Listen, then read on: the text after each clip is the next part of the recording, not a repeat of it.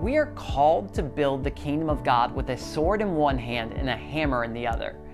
In Nehemiah's day, Israel's enemies were gathering to halt the building of the wall of Jerusalem.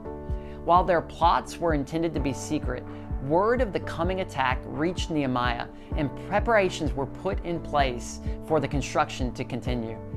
But from then on, only half of Nehemiah's men worked, while the other half stood guard with spears, shields, bows, and coats of mail.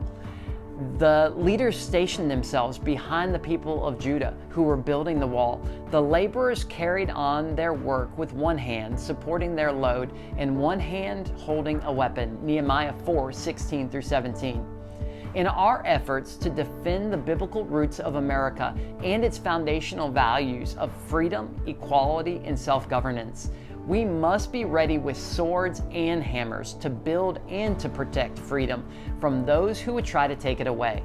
The enemy of freedom is not just an enemy to Christians, but an enemy to all who benefit from those freedoms. For Christians to raise their voice in the face of controversy is one of the most powerful expressions of love. When you hear the blast of the trumpet, rush to wherever it is sounding. Then our God will fight for us. Nehemiah 4:20. Do you hear it? The trumpet is blasting. The battle for Christian values and religious freedom is happening at the ballots and in the public sphere today. Pastors, teachers, parents, members of the next generation, we all hold the sword and the hammer, equipped with wisdom from God to jump into a broken world and offer it truth and life.